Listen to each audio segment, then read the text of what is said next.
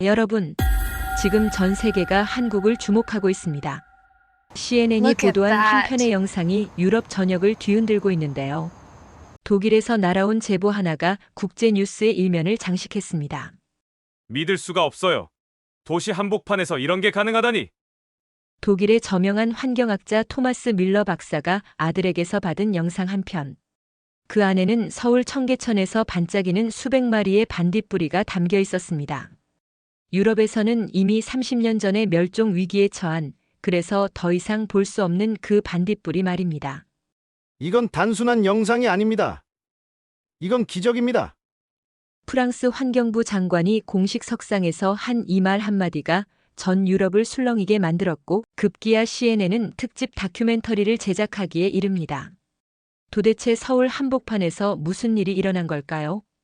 15살 소년이 찍은 3분짜리 영상 하나가 어떻게 세계를 뒤흔든 걸까요? 지금부터 그 놀라운 사연 바로 들어보겠습니다.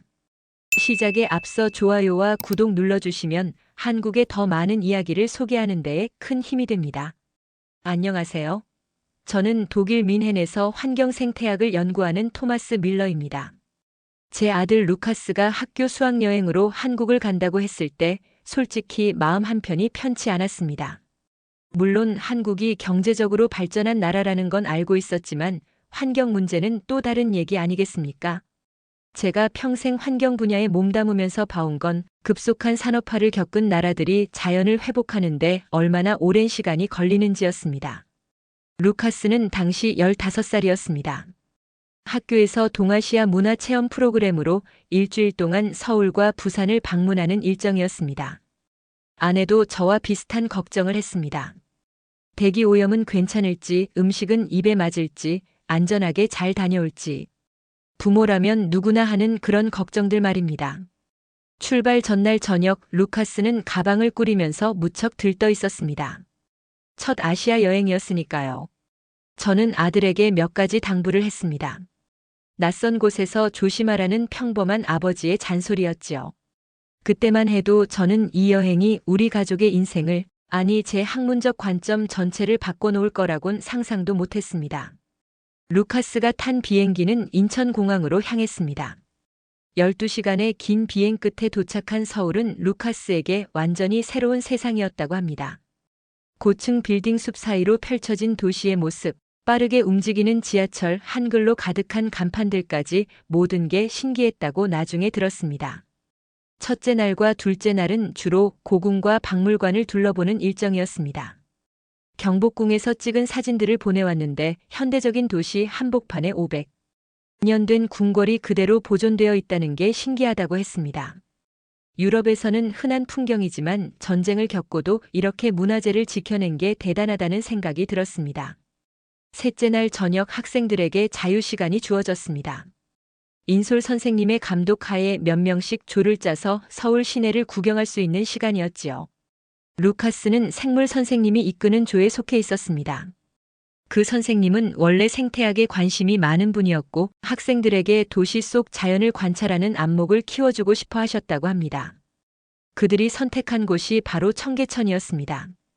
호텔에서 그리 멀지 않은 거리였고 도심 한복판을 흐르는 하천이라는 게 독일 학생들에게는 흥미로운 목적지였습니다. 뮌헨에도 이자르 강이 흐르지만 서울처럼 빌딩 숲 사이를 가로지르는 인공복원 하천은 보기 드물었으니까요. 해가 지고 어스름이 내리던 시각이었습니다. 청계천변을 따라 걷는데 물소리가 제법 시원하게 들렸다고 합니다. 도시의 소음 속에서도 자연의 소리가 살아있다는 게 루카스에게는 첫 번째 놀라움이었습니다. 그리고 하천 주변으로 심어진 나무들과 풀들이 생각보다 풍성했다고 합니다. 어둠이 완전히 내려앉았을 때였습니다. 누군가 작은 비명을 질렀고 학생들의 시선이 한 곳으로 모였습니다. 어둠 속에서 반짝이는 작은 불빛들이 보이기 시작한 겁니다. 처음에는 한두 개였지만 눈이 어둠에 적응하자 점점 더 많은 빛들이 보였습니다. 하천을 따라 풀숲 사이로, 나무 아래로, 수면 가까이로 떠다니는 신비로운 빛들이었습니다. 생물 선생님이 흥분한 목소리로 말했습니다. 저것이 반딧불이라고, 유럽에서는 이미 보기 힘든 곤충이라고 말입니다. 학생들은 믿기지 않는다는 표정으로 그 빛들을 바라봤습니다. 독일에서도 시골 깊은 산속에 가야 겨우 볼까 말까 한 반딧불이를 1,000,000명이 사는 대도시 한복판에서 보게 된 겁니다. 루카스는 그 순간을 절대 놓칠 수 없다고 생각했습니다. 휴대전화를 꺼내 영상을 찍기 시작했습니다. 떨리는 손으로 촬영한 그 영상에는 어둠 속에서 춤추듯 날아다니는 수십 마리의 반딧불이가 담겨 있었습니다. 도시의 불빛을 배경으로 현대식 건물들 사이로 작은 생명들이 빛을 발하며 살아 숨쉬고 있었습니다. 그날 밤 호텔로 돌아온 루카스는 곧바로 저에게 그 영상을 보냈습니다. 흥분한 목소리로 음성 메시지도 함께 보내왔습니다. 도시 한복판에서 반딧불이를 봤다고 정말 믿기지 않는다고 이게 가능한 일이냐고 물었습니다.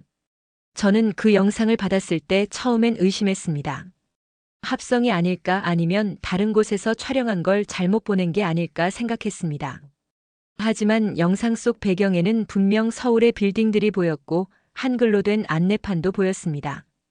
이건 분명 진짜였습니다. 그날 밤 저는 잠을 이룰 수가 없었습니다. 그날 밤 저는 책상 앞에 앉아 아들이 보낸 영상을 반복해서 들여다봤습니다.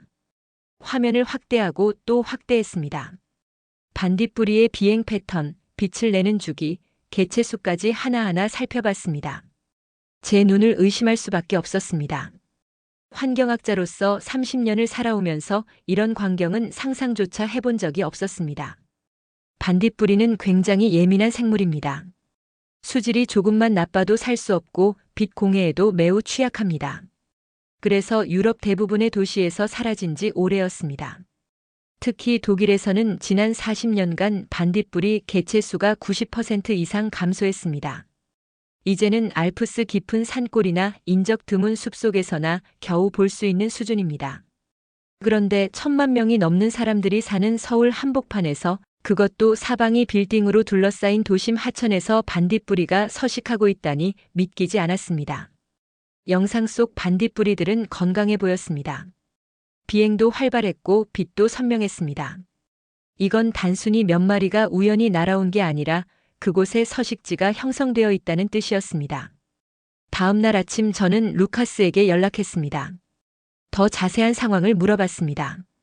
정확히 어느 구간이었는지, 주변 환경은 어땠는지, 물은 얼마나 깨끗해 보였는지 하나하나 질문했습니다.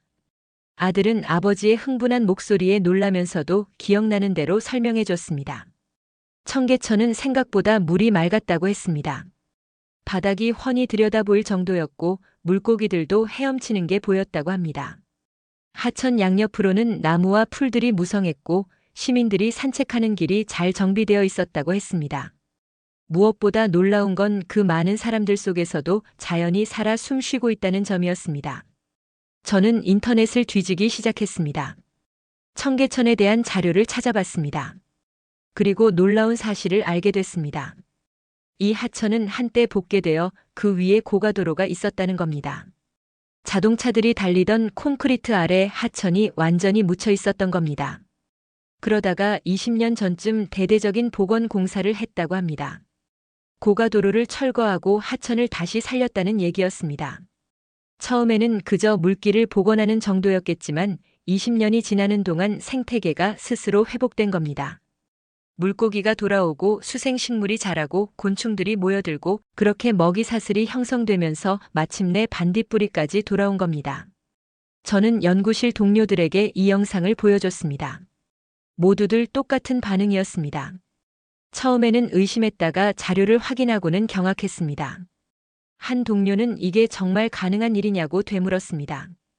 또 다른 동료는 당장 한국행 티켓을 알아봐야겠다고 했습니다. 그날 저녁 루카스에게서 또 연락이 왔습니다. 생물 선생님이 학생들을 데리고 다시 청계천에 갔다고 했습니다. 전날 밤에 본 광경을 다시 확인하고 싶었던 겁니다. 그리고 이번에는 더 많은 반딧불이를 봤다고 합니다. 하천을 따라 걸으면서 여러 구간에서 반딧불이 무리를 목격했다는 겁니다. 선생님은 학생들에게 설명했습니다.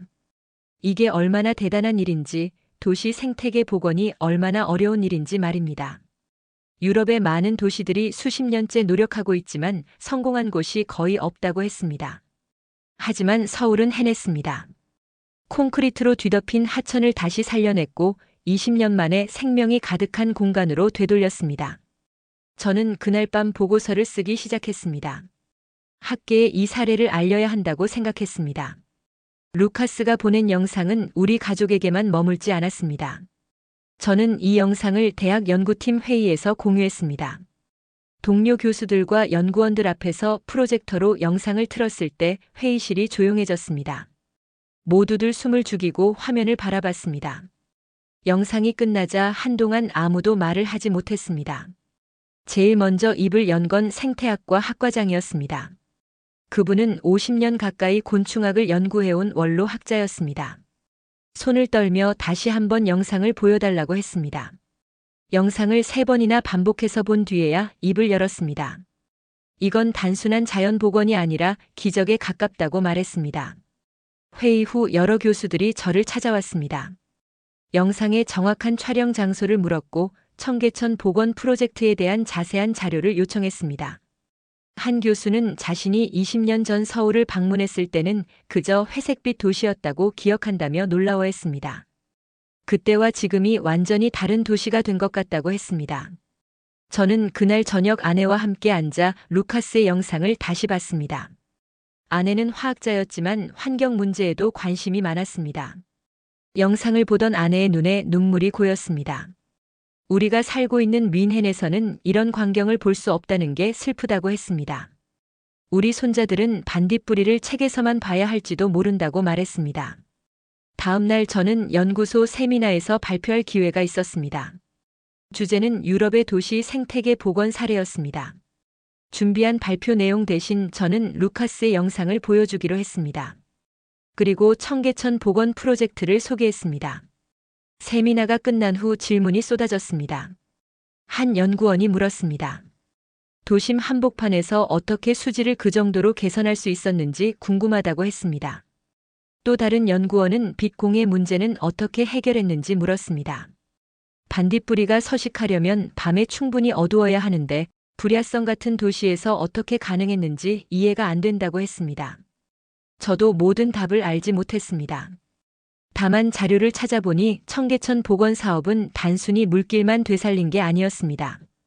하천 주변 조명을 조절하고 토착 식물을 심고 생태 통로를 만들고 수질 관리 시스템을 구축하는 등 종합적인 접근을 했다는 걸 알 수 있었습니다. 20년간 꾸준히 관리하고 모니터링한 결과였습니다. 그날 이후 제 이메일함은 폭주하기 시작했습니다. 세미나에 참석했던 연구자들이 자료를 요청했고 소문을 들은 다른 대학 교수들도 연락을 해왔습니다. 파리에서 런던에서 암스테르담에서 문의가 들어왔습니다. 모두들 자기 도시에도 이런 프로젝트를 적용할 수 있을지 알고 싶어 했습니다. 저는 루카스에게 고맙다고 전했습니다. 아들의 순수한 호기심과 재빠른 판단력이 이 모든 걸 가능하게 만들었습니다. 만약 그날 밤 루카스가 영상을 찍지 않았다면 저는 평생 이런 사례가 있는지도 모르고 살았을 겁니다. 15살 소년의 눈이 환경학자인 아버지가 보지 못한 걸 발견한 겁니다. 루카스는 겸연쩍어하며 대답했습니다. 그저 신기해서 찍었을 뿐이라고 이렇게 큰일이 될 줄은 몰랐다고 했습니다. 저는 밤잠을 설치며 생각에 잠겼습니다. 환경학자로 살아온 지난 30년을 돌아봤습니다. 그동안 저는 유럽 각지의 하천 복원 프로젝트를 연구하고 자문해왔습니다. 베를린의 슈프레 강, 파리의 센 강, 런던의 템스 강까지 수많은 사례를 분석했습니다. 하지만 그 어떤 곳도 청계천만큼 극적인 생태계 회복을 보여주지 못했습니다. 제가 특히 충격받은 건 시간이었습니다. 겨우 20년입니다. 생태학에서 20년은 긴 시간이 아닙니다. 파괴된 생태계가 자연 상태로 회복되려면 보통 50년에서 100년이 걸립니다. 그것도 인간의 간섭이 완전히 사라진 상태에서 말입니다. 하지만 청계천은 달랐습니다. 매일 수만 명이 오가는 도심 한복판에서, 그것도 인공적으로 복원한 하천에서 20년 만에 반딧불이가 돌아왔습니다. 저는 청계천 복원 프로젝트 자료를 깊이 파고들었습니다. 밤새 논문과 보고서를 읽었습니다. 그리고 알게 됐습니다. 이 프로젝트는 처음부터 생태 복원을 목표로 설계됐다는 걸 말입니다. 단순히 물길을 되살리는 차원이 아니었습니다. 하천 바닥 구조, 유속 조절, 수생식물 배치, 어류 서식처 조성까지 모든 게 치밀하게 계획됐습니다. 특히 놀라운 건 시민 참여였습니다. 복원 후 시민들이 자발적으로 하천을 모니터링하고 보호했다는 겁니다. 쓰레기를 버리지 않고 생물을 채집하지 않고 정해진 길로만 다니며 서식지를 보호했습니다. 이런 시민 의식이 없었다면 아무리 좋은 설계도 소용없었을 겁니다. 저는 동료 교수 3명과 함께 연구팀을 꾸렸습니다. 청계천 사례를 체계적으로 분석하기로 했습니다. 우리는 한국의 연구기관에 협력을 요청했고 서울시에도 자료를 요청했습니다. 놀랍게도 답변이 빨리 왔습니다. 상세한 자료와 함께 필요하면 현장 조사도 환영한다는 내용이었습니다. 연구를 진행하면서 저는 더 큰 그림을 보게 됐습니다. 청계천은 단독 프로젝트가 아니었습니다. 서울 전역에 걸친 생태 네트워크의 일부였습니다. 한강과 연결된 여러 지천들, 도심 곳곳의 생태 공원들, 이 모든 게 유기적으로 연결되어 있었습니다. 마치 도시 전체를 하나의 생태계로 만들려는 거대한 계획 같았습니다. 독일에서도 비슷한 시도가 없었던 건 아닙니다. 하지만 대부분 실패했거나 기대에 못 미쳤습니다. 가장 큰 이유는 일관성 부족이었습니다.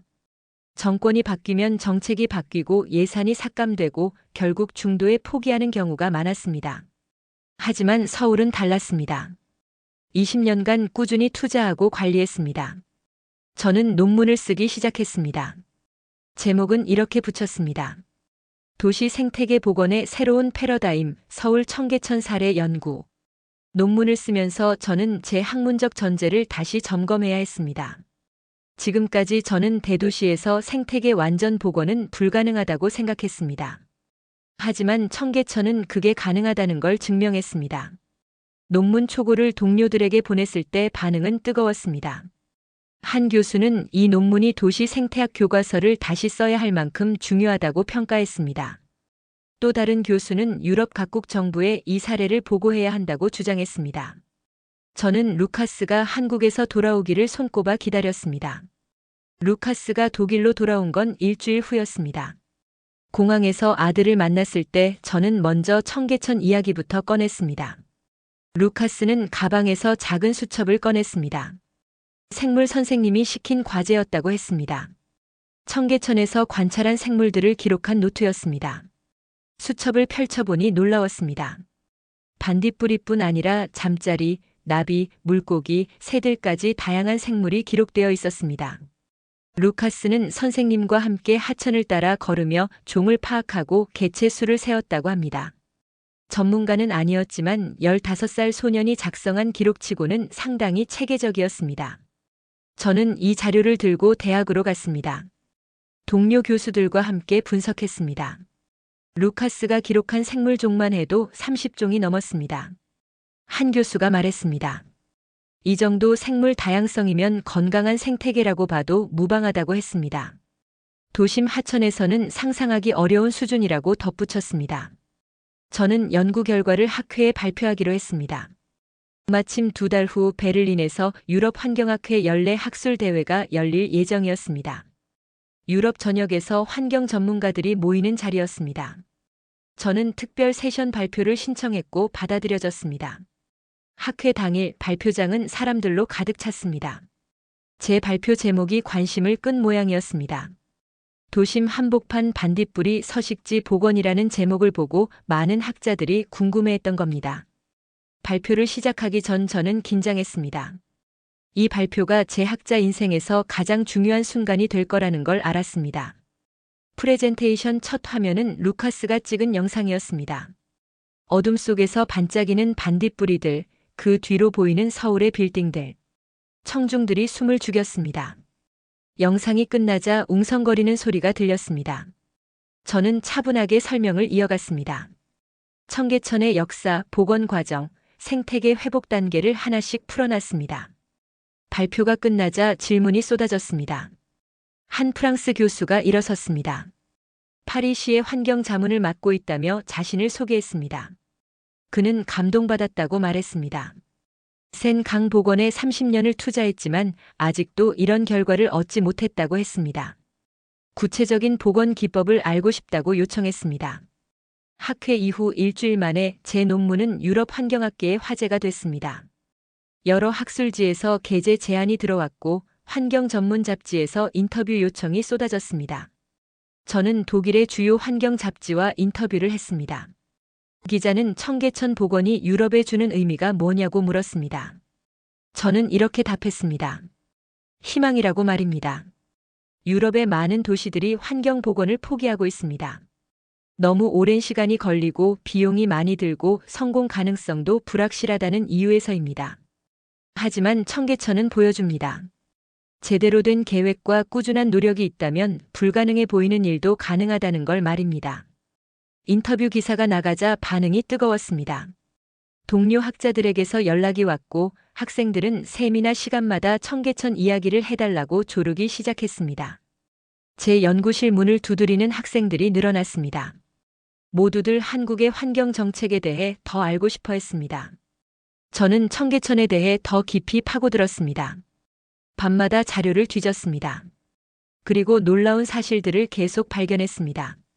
청계천 복원은 2005년에 완료됐습니다. 고가도로를 철거하고 5.8km 길이의 하천을 되살린 대규모 공사였습니다. 당시에도 찬반 논란이 컸다고 합니다.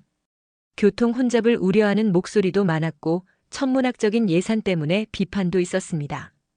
하지만 20년이 지난 지금 그 선택이 옳았다는 게 증명됐습니다. 하천 수온이 평균 3도 이상 낮아졌고 주변 대기질도 개선됐습니다. 처음에는 물고기 4종만 발견됐는데 지금은 25종이 넘는 어류가 서식한다고 합니다. 조류도 36종이 관찰됐고 곤충은 60종이 넘습니다. 반딧불이는 그 중에서도 가장 까다로운 지표종이었습니다. 저는 이 수치들을 보며 감탄했습니다. 단순히 물길을 복원한 게 아니라 생태계 전체를 되살린 겁니다. 그것도 사람들이 매일 수만 명씩 오가는 도심 한복판에서 말입니다. 유럽에서 비슷한 규모의 프로젝트들이 수십 년째 진행 중이지만 이 정도 성과를 낸 곳은 없었습니다.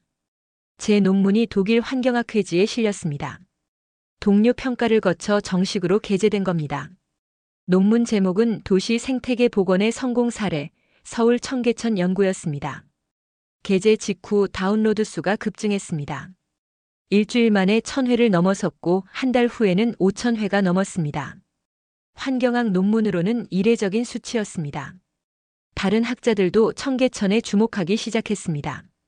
프랑스의 한 연구팀이 비슷한 주제로 논문을 발표했고 영국 대학에서는 학생들의 졸업 논문 주제로 청계천을 다뤘습니다. 네덜란드 환경연구소에서는 청계천 모델을 분석한 보고서를 냈습니다.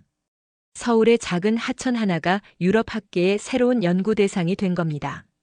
루카스도 따라가고 싶다고 했습니다. 자신이 발견한 그곳을 다시 보고 싶다는 겁니다. 아내도 함께 가자고 했습니다. 가족 모두 청계천에 가보고 싶어 했습니다. 저는 우리 가족의 서울 방문 계획을 세우기 시작했습니다. 루카스가 보낸 영상 한 편이 우리 가족 전체를 한국으로 이끈 겁니다. 출발 전 저는 청계천에 대한 자료를 더 모았습니다. 현장에서 직접 확인하고 싶은 것들이 많았습니다. 수질 측정 지점, 생물 서식 구역, 조명 시스템, 수생식물 배치까지 세세한 부분을 알고 싶었습니다. 학자로서 놓칠 수 없는 기회였습니다. 서울에 도착한 건 초여름이었습니다. 루카스가 처음 왔던 때보다 더 따뜻한 날씨였습니다. 공항에서 나오자마자 저는 공기부터 느껴봤습니다. 생각보다 맑았습니다.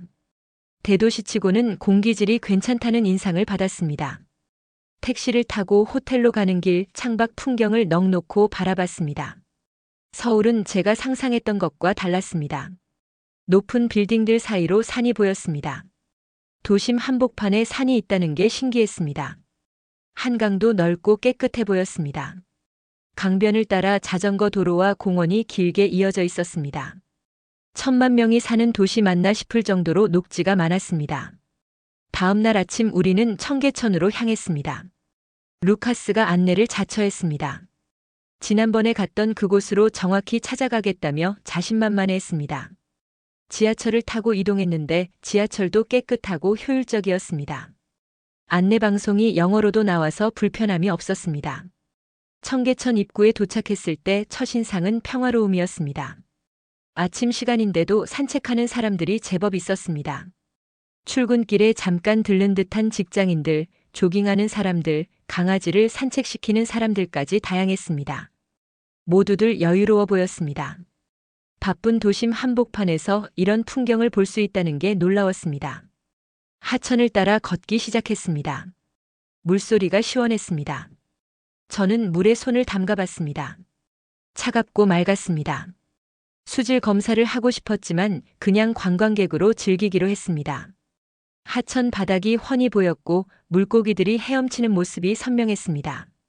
작은 물고기들이 떼 지어 다니는 게 보였습니다. 루카스가 저를 이끌었습니다. 지난번에 반딧불이를 봤던 그 자리로 갔습니다. 낮이라 반딧불이는 보이지 않았지만 주변 환경을 자세히 관찰할 수 있었습니다. 하천 양쪽으로 풀들이 무성했고 나무들도 잘 자라고 있었습니다. 인공적으로 조성한 공간이지만 자연스러웠습니다. 식물 배치가 생태학적으로 잘 설계됐다는 걸 한눈에 알 수 있었습니다. 저는 곳곳을 사진으로 찍었습니다. 돌아가서 동료들에게 보여주고 싶었습니다. 하천 바닥 구조, 수생식물 배치, 조명 시설까지 세세히 기록했습니다. 특히 조명이 인상적이었습니다. 밤에 사람들이 안전하게 걷도록 최소한의 조명만 설치했습니다. 과도한 빛 공해를 피하면서도 안전을 확보한 절묘한 균형이었습니다. 저녁이 되어 우리는 루카스가 반딧불이를 봤던 그 자리로 다시 갔습니다. 해가 지자 사람들이 하나둘 모이기 시작했습니다. 저녁 산책을 나온 시민들이었습니다. 어둠이 내리자 기다리던 순간이 왔습니다. 작은 불빛들이 하나둘 나타나기 시작했습니다. 반딧불이었습니다. 저는 숨을 죽였습니다. 영상으로 봤을 때와는 완전히 다른 감동이었습니다. 직접 눈으로 보니 더 신비로웠습니다. 수십 마리의 반딧불이가 어둠 속에서 춤을 추듯 날아다녔습니다. 루카스가 제 팔을 잡았습니다. 흥분한 목소리로 저것 봐요, 아빠라고 속삭였습니다. 아내의 눈에서 눈물이 흘렀습니다. 아내는 말했습니다. 우리 손자들도 이런 걸 볼 수 있었으면 좋겠다고, 독일에서도 이런 기적이 일어났으면 좋겠다고 말했습니다. 저도 같은 생각이었습니다. 이 광경을 독일로 가져갈 수는 없지만 이 경험을 나눌 수는 있었습니다. 그날 밤 우리는 오래도록 청계천에 머물렀습니다. 서울에서 일주일을 보내고 독일로 돌아왔습니다. 돌아오는 비행기 안에서 저는 많은 생각을 했습니다. 이 경험이 제게 무엇을 남겼는지 곰곰이 따져봤습니다. 학자로서, 아버지로서, 한 사람으로서 배운 게 많았습니다. 가장 큰 깨달음은 불가능은 없다는 것이었습니다. 유럽 학계에서는 대도시 생태 복원을 반쯤 포기한 상태였습니다. 너무 어렵고 시간이 오래 걸리고 성공 가능성도 낮다고 생각했습니다. 하지만 서울은 해냈습니다. 20년이라는 시간과 꾸준한 노력으로 기적을 만들어냈습니다. 청계천 이야기는 아직 끝나지 않았습니다. 유럽 여러 도시에서 비슷한 프로젝트를 시작했습니다. 성과가 나오려면 오랜 시간이 걸릴 겁니다. 어쩌면 제 생전에 보지 못할 수도 있습니다. 하지만 시작했다는 것만으로도 의미가 있습니다. 저는 이 이야기를 통해 말하고 싶습니다. 환경 문제는 절망적이지 않다고, 우리에게는 아직 기회가 있다고 말입니다. 청계천이 그 증거입니다. 한 도시가 해냈다면 다른 도시들도 할 수 있습니다. 중요한 건 포기하지 않는 것입니다. 감동 스팟이 전해드린 오늘 사연은 여기까지입니다. 사연의 주인공에게 응원의 댓글을 남겨주세요. 사연이 마음에 드셨다면 좋아요와 구독 부탁드립니다. 시청해주셔서 감사합니다.